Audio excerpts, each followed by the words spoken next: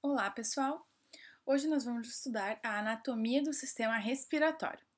Vamos iniciar então com uma pergunta, né? Já que a gente está estudando a anatomia do sistema respiratório, por que a gente respira? Por que é importante esse ato? Né? E a resposta seria então porque todos nós precisamos de oxigênio para manter o nosso organismo funcionando e com energia. Tá? Então, o oxigênio ele é um elemento químico fundamental para a manutenção da vida, porque ele está presente em toda a nossa corrente sanguínea. Então, eu respiro o oxigênio que está do lado de fora do meu corpo, através das minhas veias aéreas. Esse oxigênio vai para lá dentro dos pulmões. Esse oxigênio, passa por um processo chamado de hematose nos alvéolos pulmonares e ele é inserido dentro das hemácias, que são as células sanguíneas que carregam o oxigênio ao longo de todo o meu corpo. Desta forma, né, combinação com o sistema respiratório e o circulatório, todo o meu corpo é nutrido de oxigênio, né? Então ele é todo esse processo de oxigenação acontece, tá? Então por isso que a gente respira, porque o oxigênio ele é importantíssimo para os nossos respirações celulares que acontecem a nível de mitocôndria lá dentro das nossas células. Então, para que tenha, por exemplo, a construção das moléculas de ATP, que são as moedinhas de troca que acontecem no nosso corpo, eu preciso do oxigênio que é advindo da respiração. Então, o sistema respiratório ele tem essa função de troca gasosa, né? Então, como é que acontece esse processo de troca gasosa? O oxigênio ele é respirado pelas vias aéreas, ele entra no sangue, chega até os tecidos através dos vasos sanguíneos e ele serve para ser feitas diversas reações metabólicas no corpo, principalmente dentro das células das mitocôndrias. Por outro lado, né, depois que for feitas essas reações metabólicas, o oxigênio ele é utilizado para isso e aí se forma o gás carbônico. O gás carbônico ele não pode ficar dentro dos nossos tecidos, dos nossos órgãos, ele não tem função lá, ele precisa ser eliminado, né? Ele é uma excreta. Então ele sai do sangue, né, através tanto dos vasos sanguíneos, das hemácias que trazem ele de volta até o pulmão, ou até mesmo por próprias transpirações da pele que a gente faz e elimina um pouco. Dessa forma, então, o gás carbônico ele é eliminado para o meio externo, né, que seria então eliminado para o ambiente, ok? Então, o sistema respiratório ele é o responsável por esse processo de trocas gasosas, né? Que então eu tenho o oxigênio entrando no organismo e o gás carbônico saindo. E esse oxigênio ele é utilizado para fazer a respiração celular. Então, a respiração que eu faço com o meu nariz é diferente da respiração a nível de células, né?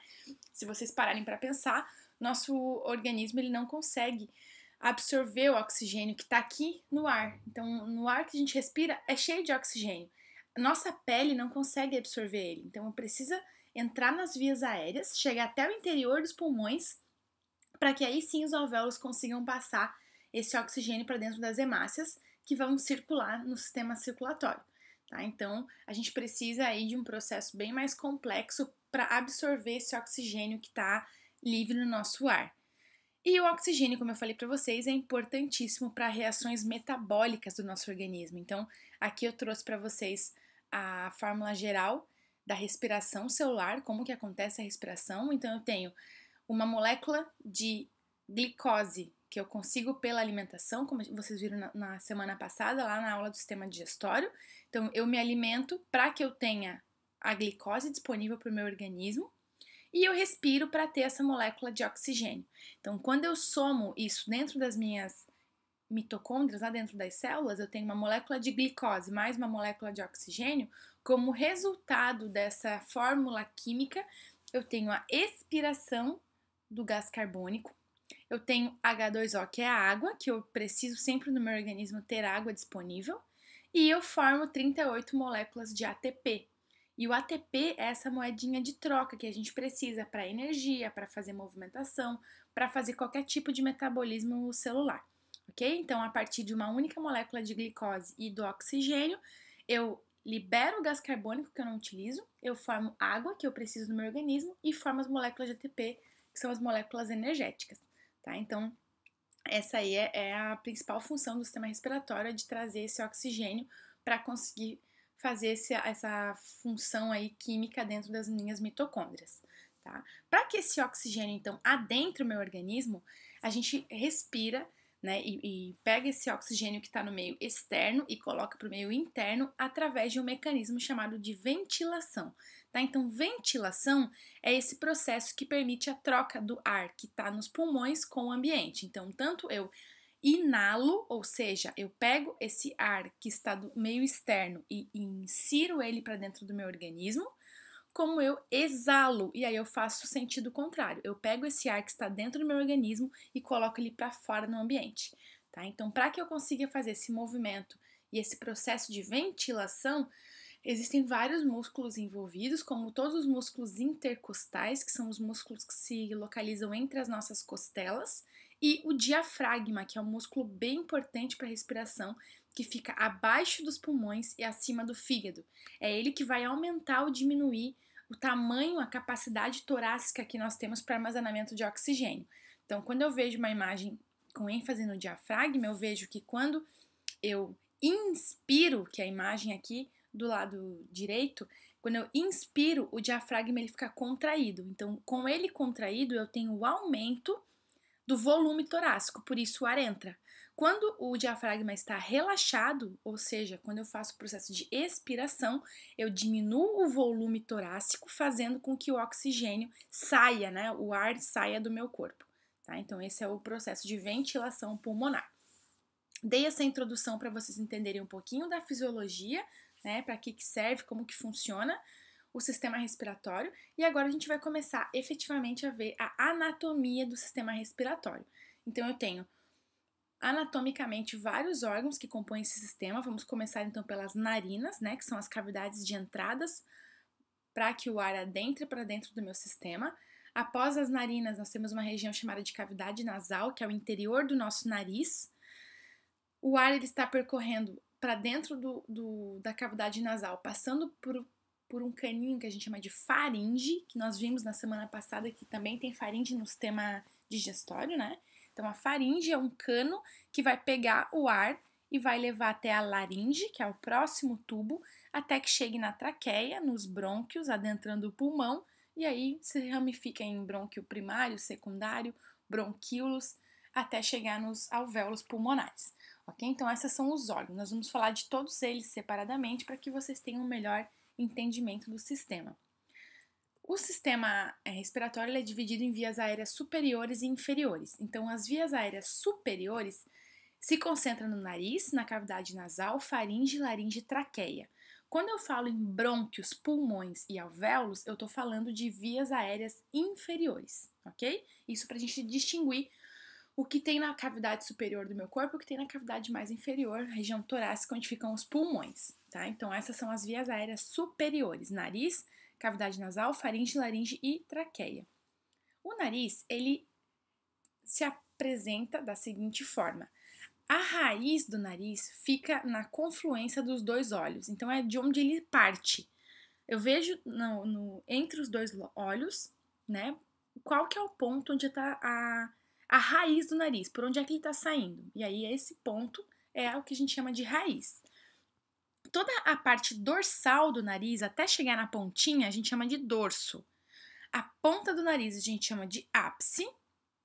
Eu tenho, saindo do dorso para a direção lateral, a gente tem as asas nasais e as narinas, que são as aberturas aí para o meio externo, ok? Então, essa é uma visão externa do nariz.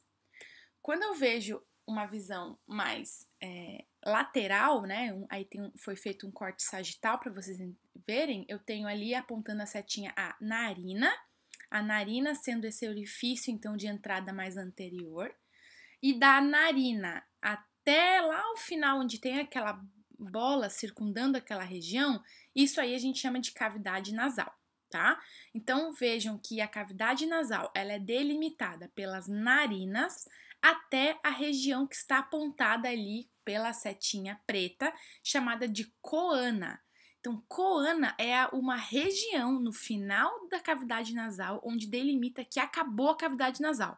A partir da coana, eu vou ter um tubo de descida que a gente chama de faringe, tá? Então, da narina até a coana, a gente chama de cavidade nasal, certo? Essa é a delimitação da cavidade nasal. Nessa imagem da direita, a gente vê um corte coronal para mostrar só as coanas ali. Então, ali está apontado em pretinho, tem essas listrinhas ao redor para mostrar as duas coanas. Então, cada uma é como se de cada narina passasse um ar e lá no final eu tenho o final dessas narinas ali, né? O final dessa cavidade nasal que vai desembocar então em um tubo único que é a faringe, tá? Então aqui, cavidade nasal, mais um esqueminha para vocês verem que na cavidade nasal eu tenho a presença do septo nasal. O septo nasal é o septo que separa as minhas narinas em direita e esquerda.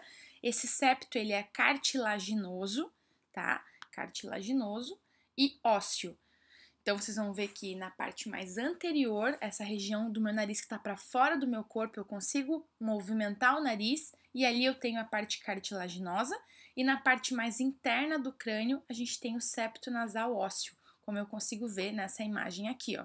Aqui eu vejo que eu tenho, né, nessa imagem mais superior, com os ossos coloridos, ali eu tenho o osso, o etimoide, eu tenho o vômer, né, eu tenho também uma parte do osso maxilar, mostrando ali aquela região, e em azulzinho eu tenho o osso nasal, tá? Então, esses são os ossos que formam a parte óssea. Então, nasal, a parte mais anterior, né? Estão vendo? Esse osso nasal ali bem acima, tá? Que tá em amarelinho. Lembram o osso nasal que fica bem na confluência dos olhos também? Aí eu tenho essa parte toda azul, que é uma cartilagem chamada de cartilagem nasal ou cartilagem septal, que é a parte móvel do meu nariz. Aí, para trás do osso nasal e da cartilagem nasal, a gente tem esse osso rosa, que é o osso etimoide.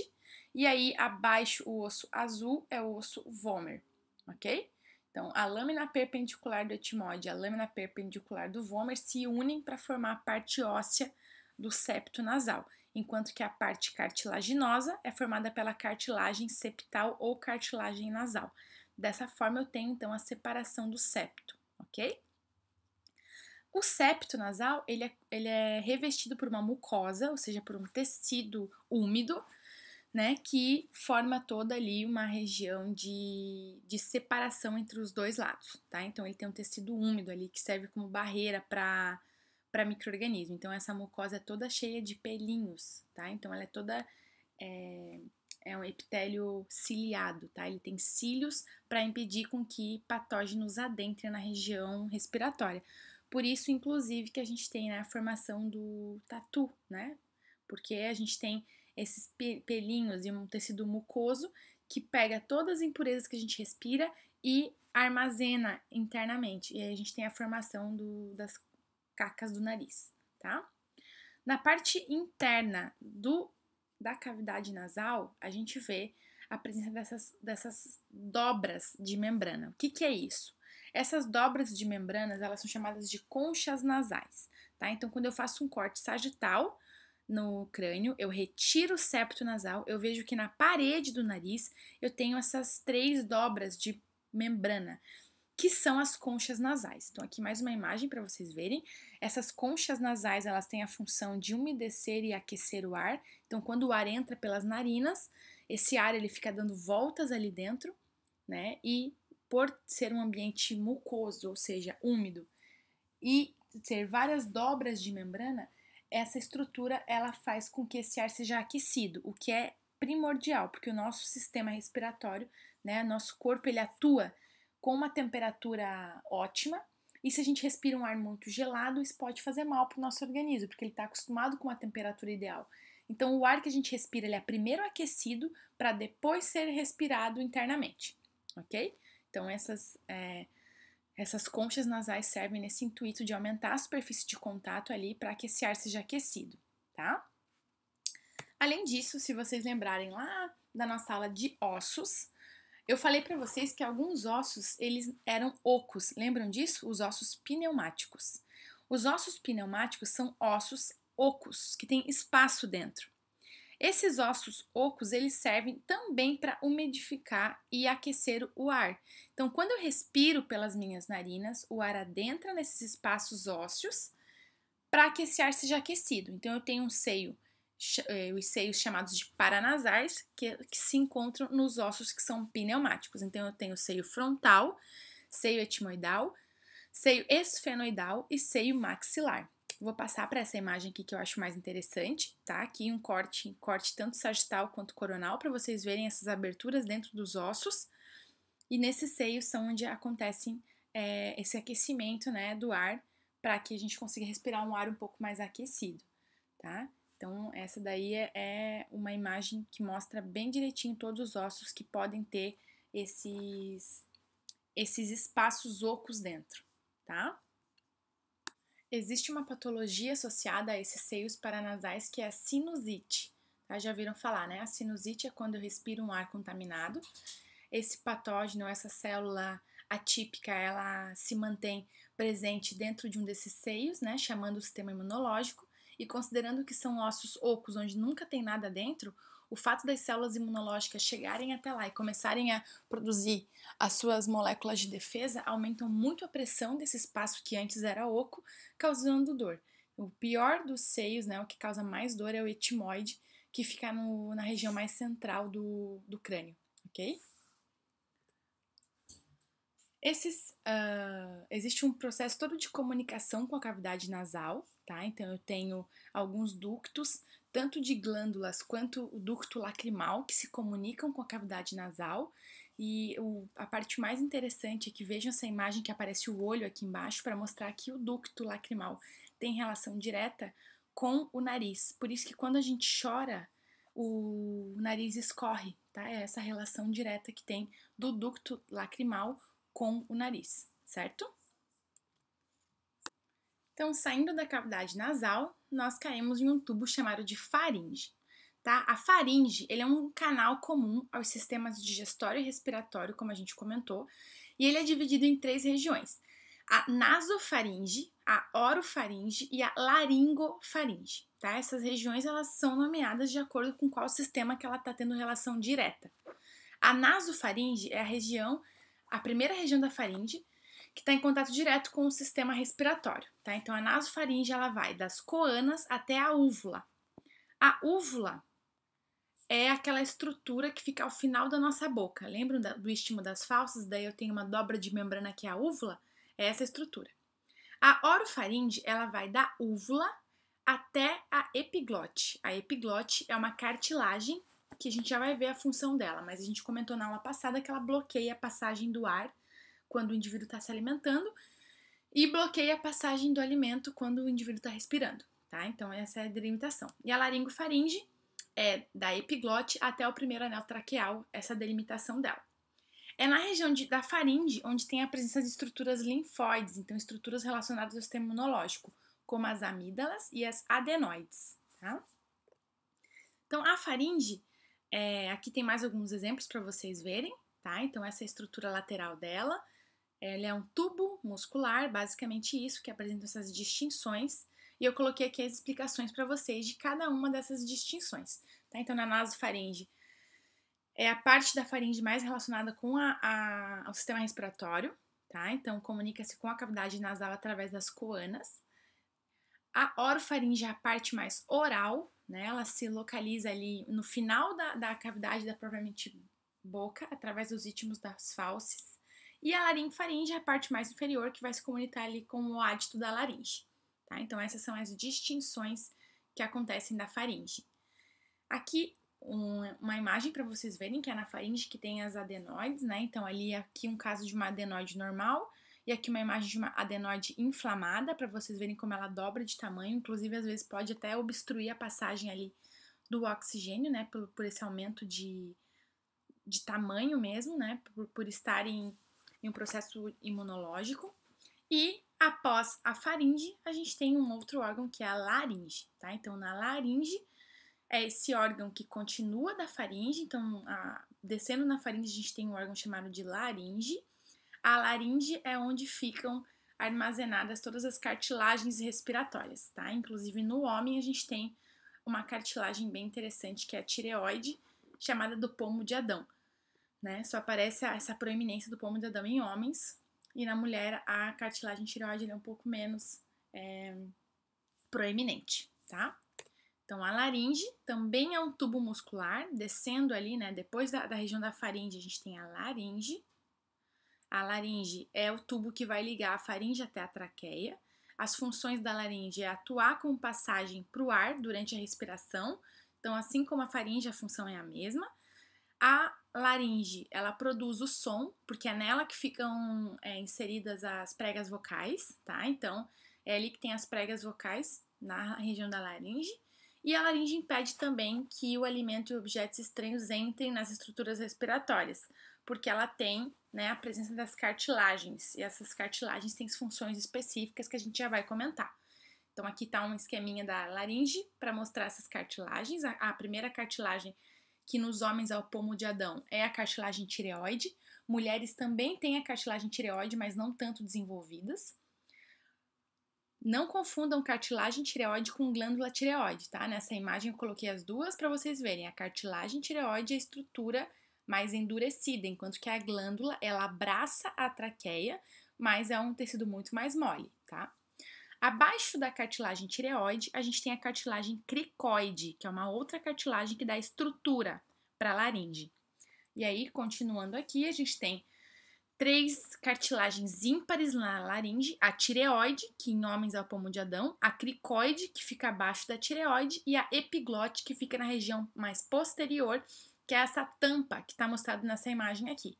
Então, a epiglote, ela serve como uma tampa para bloquear a passagem do ar para o esôfago e dos alimentos para a traqueia, tá? Então, ela vai tampar o sistema respiratório quando a gente estiver comendo e vai tampar o sistema digestório quando a gente estiver respirando. Além dessas 3 cartilagens ímpares, a gente tem 3 pares que são muito pequenas e nem são visualizadas na prática, tá? Mas elas servem também para estruturar a região da laringe, que são as aritenoides, cuneiformes e corniculatas. Aqui uma imagem do esqueleto estrutural da laringe para vocês verem, a epiglote sendo a primeira delas, né, que serve como uma tampinha de bloqueio, a tireoide, que é a mais desenvolvida, e a cricoide abaixo dela, tá? Então essas são as 3 cartilagens que estruturam a laringe. Coloquei esse esqueminha para vocês verem a epiglote, localizem ela na imagem e vejam quando eu respiro o que acontece e quando eu como. Olha ali, ó, vou voltar. Quando eu respiro, a epiglote está aberta, o ar entra e vai direto para a traqueia. Quando eu como, a epiglote fecha e obrigatoriamente o alimento vai para o esôfago, que é o tubo posterior. Ok? Então essa é a função da epiglote, tá? De novo, respirando e engolindo, certo? Além dessas 3 grandes cartilagens que são ímpares, a gente tem ainda a presença dessas cartilagens menores, que são as aritenoides, as corniculatas, que são bem pequenas, e na pontinha da corniculata eu tenho a cuneiforme, que está aqui em destaque na imagem, que tem uma função estrutural. Pelo fato delas serem muito pequenas, elas não são nem visualizadas nas aulas práticas, ok? Então a gente vai ver lá na prática, quando voltar às aulas, a gente vai ver as 3 cartilagens ímpares, a tireoide, a cricoide e a epiglote, que são as possíveis de visualização. Além disso, como nós comentamos, a laringe é a região onde eu tenho as pregas vocais, né? Então, o processo de fonação acontece na laringe. Então, as pregas vocais são estruturas que vibram com a pressão do ar vinda do pulmão, que gera a produção dos sons. E esse som, ele é modificado de acordo com a articulação feita pela boca. Então, a boca, a língua, tem funções incríveis para o processo de fonação, tá? Para eu formar as palavras. Mas o som, ele ressoa, né, como uma caixa de ressonância mesmo, através das laringes, que é onde estão as pregas vocais, certo? Então, só para vocês terem esse conhecimento. E aí a gente vai partir, então, para as vias aéreas inferiores. Lembram que até a região inicial da traqueia, eu falei para vocês que era a chamada de via aérea superior. Então, tinha as narinas, a cavidade nasal, faringe, laringe e início da traqueia. Da traqueia em direção aos brônquios, bronquíolos e alvéolos e pulmões, a gente chama de via aérea inferior, ok? A primeira delas, então, a gente vai ver a traqueia. A traqueia é um tubo que faz continuação com a laringe, então vejam que o tubo começa lá nas narinas e vai finalizar só dentro dos pulmões. A traqueia é a continuação, então, da laringe, a região que penetra no tórax e termina se bifurcando em 2 brônquios principais, o brônquio principal direito e o brônquio principal esquerdo. Tá? Então, a traqueia se situa medianamente e anterior ao esôfago, então ela está na região medial do corpo e na parte anterior, o esôfago é sempre posterior, né? E apenas na sua terminação desvia-se ligeiramente para a direita. Isso aí em decorrência da presença do coração do lado esquerdo, tá? E a traqueia liga então a laringe até os brônquios e ela é constituída de uma média de 16 a 20 anéis que formam a traqueia. Então, como a traqueia é um órgão que vai ter a passagem de oxigênio, ela é formada por cartilagens, que são os anéis cartilaginosos da traqueia, que fazem com que esse tubo fique aberto o tempo inteiro. Tá? Não é igual o esôfago, que é o tubo muscular do sistema digestório, que o alimento vai entrar por causa dos movimentos peristálticos. Aqui na traqueia, o ar não tem força para abrir um músculo. Então, a traqueia é formada por anéis traqueais que mantêm a abertura constante para que o oxigênio consiga adentrar, ok? Então, a traqueia também é forrada pela mesma mucosa que a gente estava comentando até agora, desde lá da região da cavidade nasal até a região da traqueia. Ela é formada por essa mucosa, onde tem várias glândulas que mantêm o muco ali, né, sendo produzido para facilitar a passagem do oxigênio e para facilitar com que as células de defesa consigam separar, né, e matar os patógenos que possam ter entrado ali nesse sistema, tá? Então, essa é a traqueia. Aqui tem uma imagem de um corte feito na traqueia para vocês verem como ela é formada por essa cartilagem bonita que mantém ela sempre aberta, tá? E aqui um zoom, então, nessa parte final da traqueia, que é a bifurcação dela em dois brônquios principais. Tá? Então, nessa imagem, a gente está vendo desde lá da região da laringe, na cartilagem tireoide, a traqueia toda formada por esses anéis cartilaginosos. A bifurcação da traqueia a gente chama de carina. Carina é o nome da bifurcação da traqueia. E a carina se bifurca em brônquios principais direitos e esquerdo. Agora a gente vai então para os brônquios. Essa imagem ela tá lindíssima, mostrando para vocês como esses brônquios eles se ramificam. Então eu tenho brônquios primários que se bifurcam em brônquios secundários, que se bifurcam em brônquios terciários e bronquíolos. Então uma bifurcação enorme que acontece nos brônquios para que chegue a um nível lá nos alvéolos, em que essa estrutura é formada por apenas uma célula, mantendo então a capacidade de fazer as trocas gasosas. Ok? Então o trajeto do ar nos pulmões, ele vai estar passando pela traqueia, vai adentrar os brônquios principais, direito ou esquerdo. Esses brônquios principais se ramificam em brônquios lobares, que está anotado pelo númerozinho 2 nessa imagem, que vão se ramificar pelos brônquios segmentários, que está na pontinha dos números 3, só que essa ramificação continua, e ela não seria nem visível aqui, né, para a gente visualizar, mas essa segmentação continua em bronquíolos, ductos alveolares e alvéolos, sendo que os alvéolos são formados por uma única célula. Então, são estruturas absurdamente microscópicas que têm essa capacidade de fazer a troca gasosa. Tá? Então, aqui um esqueminha dos alvéolos. Eles parecem os cachinhos de uva, são em saquinhos altamente vascularizados, onde acontece esse processo de troca gasosa. Tá? Então, essas trocas gasosas elas acontecem dos pulmões para o sangue, né? Então, eu tenho a difusão do oxigênio dos alvéolos pulmonares para o interior dos vasos sanguíneos.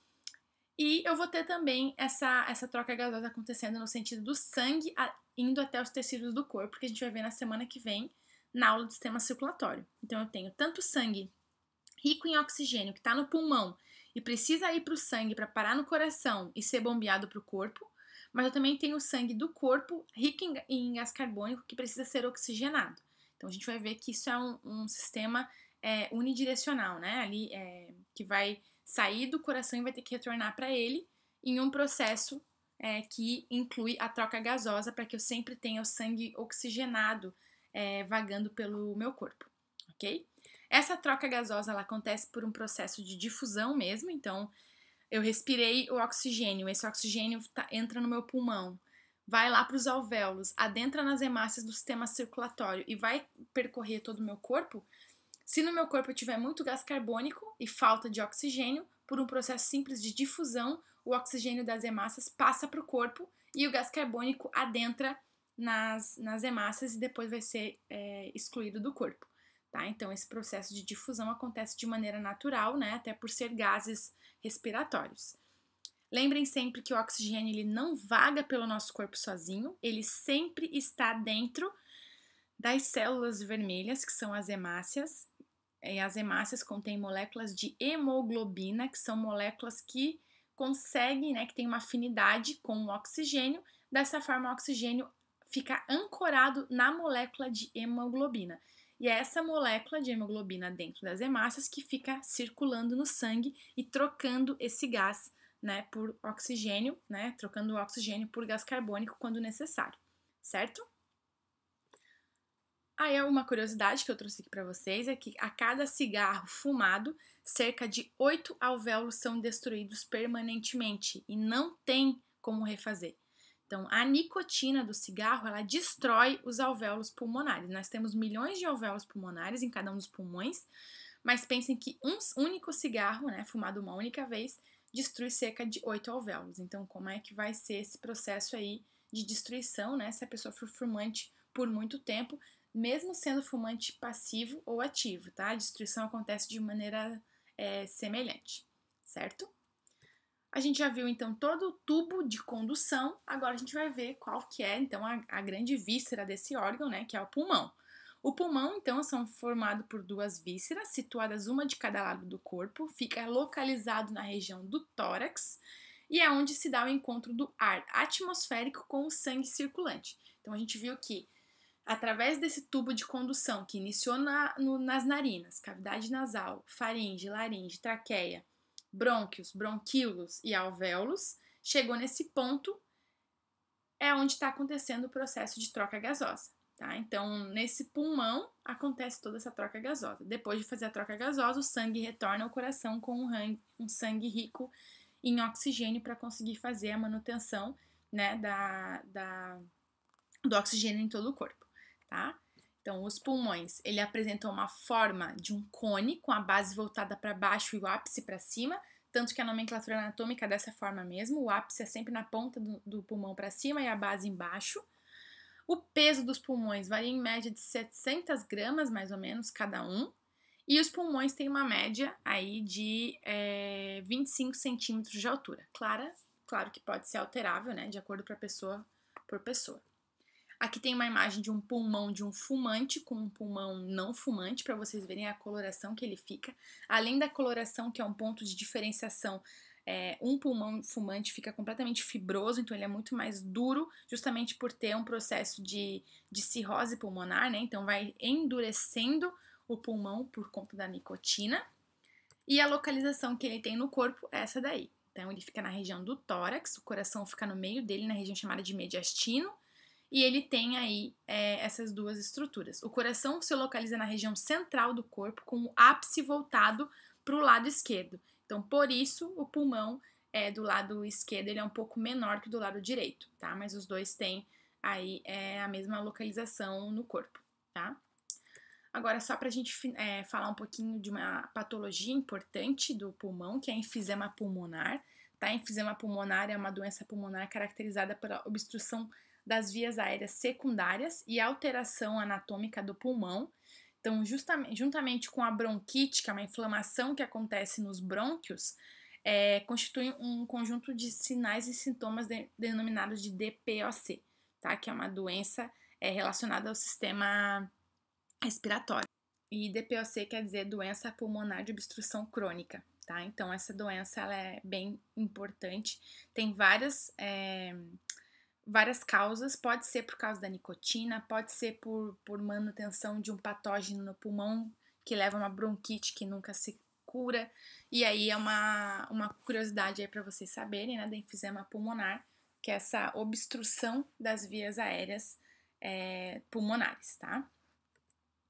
E para a gente finalizar a nossa aula da anatomia, a gente viu que o pulmão é a grande víscera desse órgão, mas como todos os órgãos internos, sempre eles são protegidos por uma membrana, tá? Então, vocês viram que lá no sistema digestório tinha o omento, que fazia a proteção de todo o órgão, né? Que era uma camada de tecido conjuntivo que abraçava tudo.